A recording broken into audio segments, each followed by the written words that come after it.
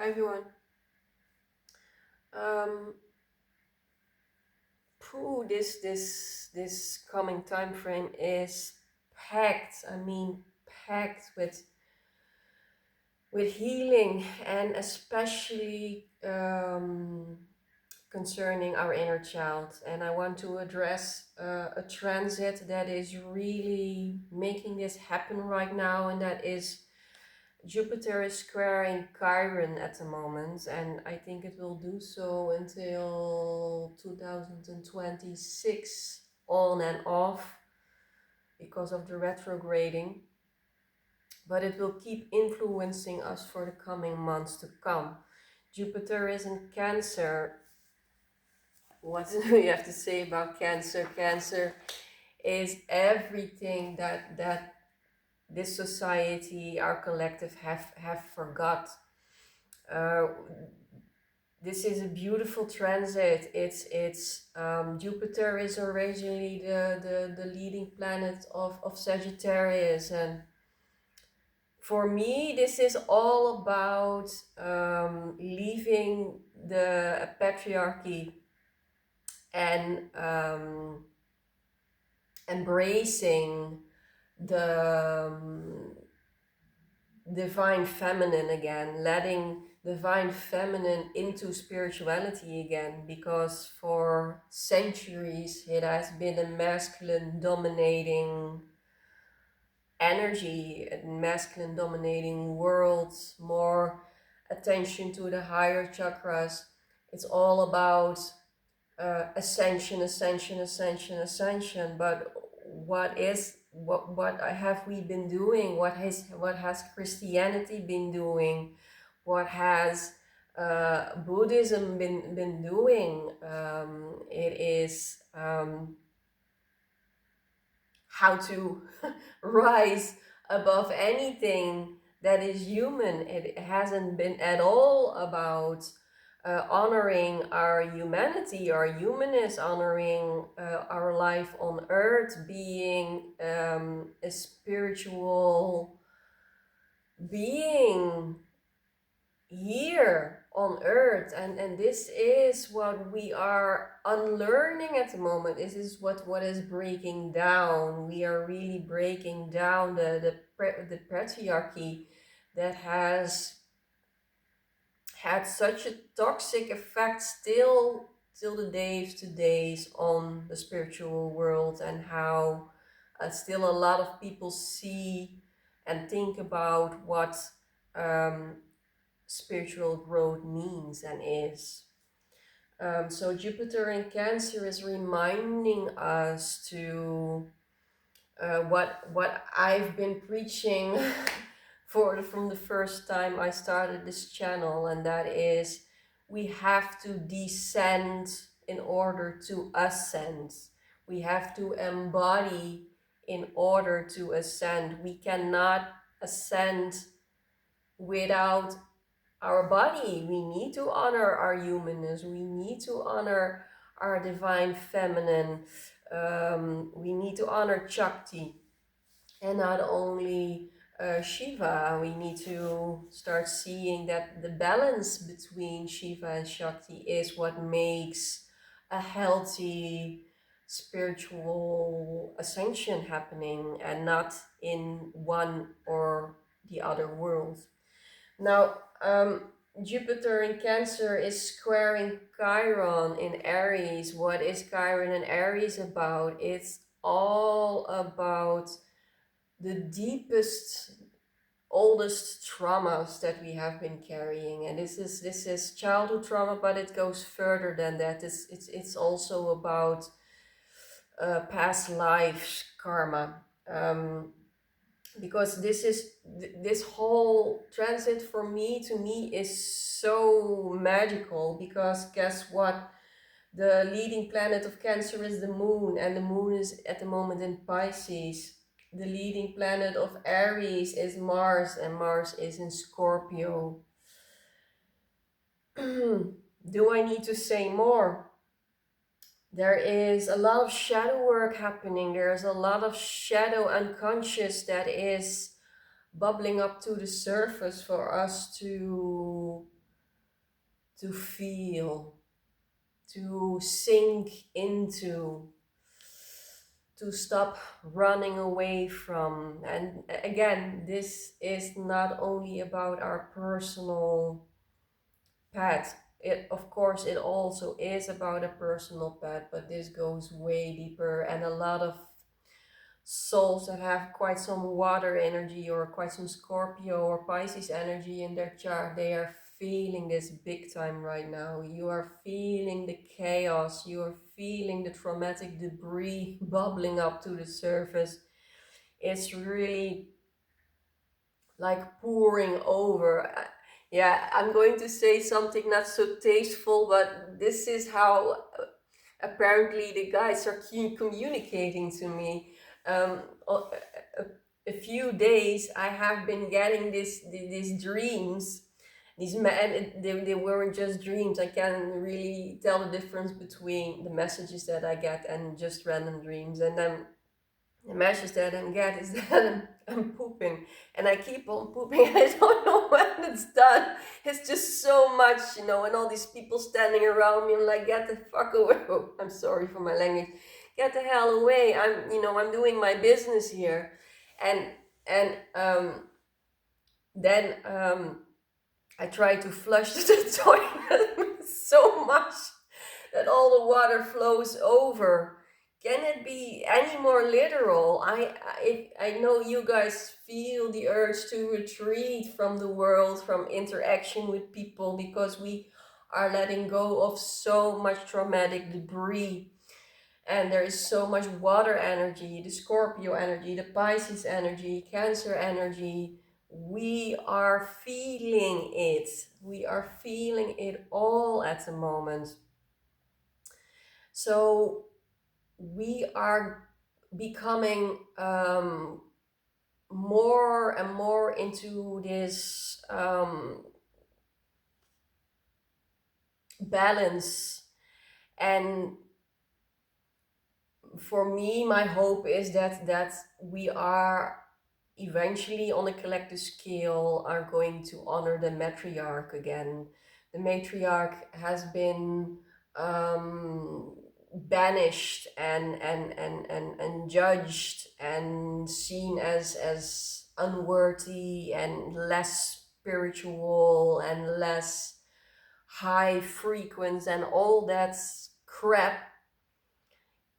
Can we finally let all these boxes that have been put into our brains for centuries, can we dissolve them all and see and feel truth from a heart-centered space? And I don't know if everyone knows that, but the heart center functions um, from up to the heart and from down to the heart and from up to the heart. From this is the motor of our consciousness, and it steers basically all the chakras. So if we are too much in the male, in the divine masculine, we are not aligned with truth. If we are too much aligned with the too much over active in the divine feminine, we are not aligned with truth. We really need to start finding the middle ground here. So a lot of us might be feeling right now the big urge to retreat, to living a monk life basically, because there is so much that wants to be shown, that arises in the here and now. There is so little space for anything else right now, especially for the empaths who are so wired um, to the subtle changes in the energy field right now. And can you blame yourself? As an empath, when you are born, you're constantly being bombarded with energies coming from everywhere, not even having one split second of time to be honored for your beautiful essence, the pure being that you are. It's being run over, stamped over, dismissed, not on purpose, but it happened. And this is the time to start honoring solitude, because only in silence and only in solitude can we undo ourselves from all the chaos and all the noise that has been screaming at us from the moment we were born. And I don't know about you guys, but I have been loving the silence. I have been freaking loving it. There is nothing that I need more. It is actually relief. I feel my nervous system is able to relax. I'm I'm able to feel myself, completely, without all the external distractions and energies. Because the moment I am amongst people, or I am, when I'm not in nature and I'm more into the civilized areas where I walk, I completely get bombarded because I'm so sensitive. I'm so open with all these energies, and it's it's not almost, it's like I disappear. There is so much violence coming at me that I'm just not able to hold my ground yet. I'm saying yet. But I think this is what a lot of souls, empaths, are going through right now, not being able to hold your ground. You need time in monk mode, so to say, in silence, in solitude, to get reintroduced with who the hell you were at first to begin with. Because we always have been the movie screens for anybody else's lives. We were like this parrots, those, those birds, parakeets, or how you say it in English, that were taken to the mines, and the moment that the parakeet crashes because of a lack of oxygen, the other humans knew, okay, we have to get out of here, because or else we're going to experience the same thing. We have been those birds almost all of our lives, without being able to stop it. It has been one, if I look at my life, it has been one big circus ride, and I didn't know how to stop it, and how could I, especially in the beginning of the first 20, some people said even 30 years, you have to do what society or parental upbringing tells you to do, and you feel like you cannot breathe.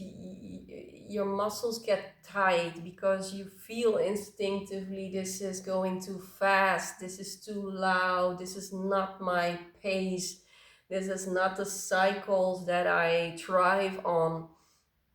But you do it anyway, because what do you know else? And until we woken up, and have been doing so for the past years, and now we are in this time frame where it's just stopped. It's what I shared with you guys in the video about the coming full moon in Aries. This is the crucifixion of the empath. It's done. We are resigning from how we have been living, how we have been structured, and we are coming home. We are coming home for the first time in our own energy, feeling our own energy, setting healthy boundaries. I don't know if you guys can relate, but lately I really sense a lot of people are really not appreciative of the boundaries that I set. And I honestly don't care. if you are not appreciative of the boundaries, then you're not appreciative of me, then you're not appreciative of my self-love and my needs. um, there's a lot of cutting at the moment if it comes to social interaction with people, and sensing that your own company is marvelous company.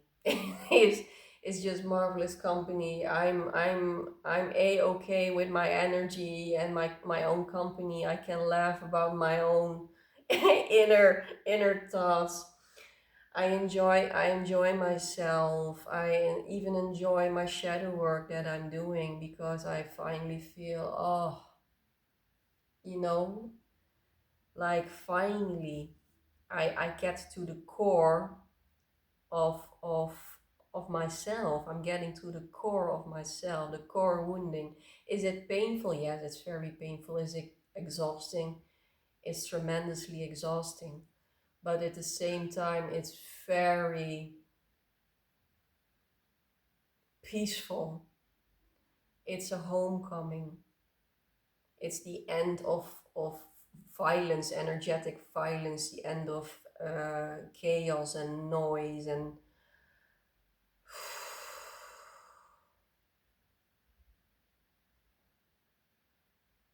this is what we are seeing at the moment. This the veil has been lifted, and we see how we have been trying to hold our grounds amidst all this toxicity and all this unhealthiness, and it's so fucked up. I'm sorry to say that word and again, but it has been so fucked up how we have been living, and their energies didn't show us uh, any other way until now, so we cannot blame ourselves of living the way we have been doing till 2025, 30. um, be thankful that this time frame is leading to you to a path of self-realization. It's leading you to becoming a master of the self, not being dependent on outside influences anymore.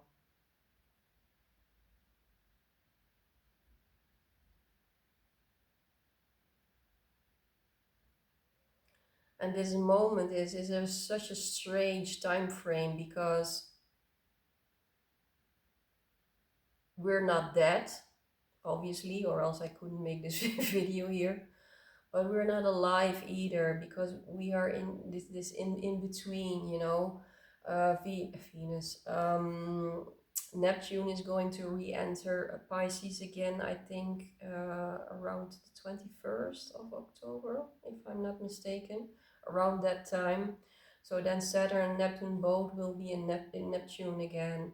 We're being we're being pushed back into the belly of the Divine Mother. So there is this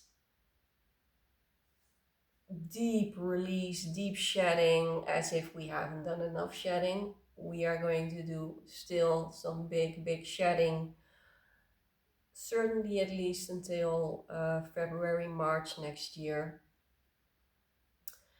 And then slowly but slowly will when both planets, both Saturn and Neptune, are going to enter Aries, we will be pushed through the eye of the needle, and we start sensing life again more and more, a certain, I wouldn't call it direction, but because Aries has nothing to do with consciousness, it has everything to do with a very primal life force. But at least it's a life force. What we have been experiencing and are still experiencing is the big soup of Pisces, and now also with Jupiter squaring Chiron, we have a lot. We have Cancer, Scorpio, Pisces energy, and Chiron and Aries is also no joke. It is about the most primal wounds that we have that have been afflicted on us. So it's not a cheerful ride, and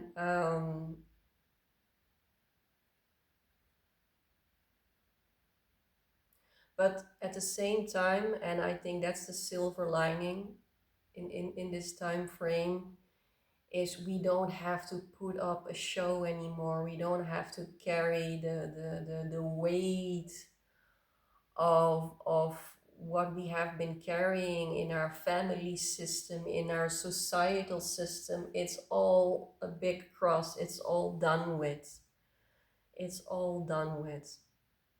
So yeah, that must be feel like a relief.